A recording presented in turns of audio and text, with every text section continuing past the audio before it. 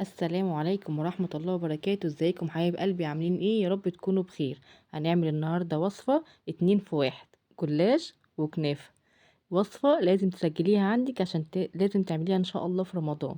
هتعجبك جدا ان شاء الله. جبنا حلة فيها سمنة وزيت وحمصنا فيها الكنافة اللي متفرزة من قبلها بيوم في الفريزر. تمام. دلوقتي جبنا الجلاش ورقتين ورقتين من غير دهن ومن غير اي حاجة. هوريكم في خلال الفيديو تركاية هتعمليها هتغنيكي عن انك تدهني ورقة ورقة.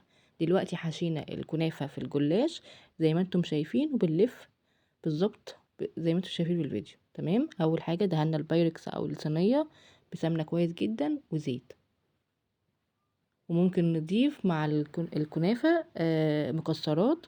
برضو هنشوف ده خلال الفيديو مع بعض. تمام. طبعا درجة حرارة الفرن 180 على الرف الأوسط. لازم تبقى درجة حرارة مش عالية علشان خاطر الجلاش يورق معاكي. دي الإضافة اهو. ضفنا مع الكنافة مكسرات. تمام.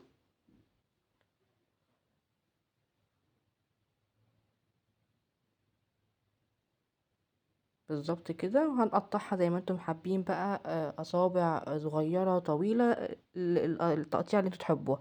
التركايه اهي. جبنا السمنه والزيت سخناهم، وهنضيف معلقه صغيره بيكنج باودر. لازم في المرحله دي تدوبي البيكنج باودر مع الماده الدهنيه كويس جدا جدا جدا. زي ما انتم شايفين فارت لان السمنه والزيت دافيين. تمام. حطيناها على الجلاش ودخلناها الفرن. طلع بالشكل ده.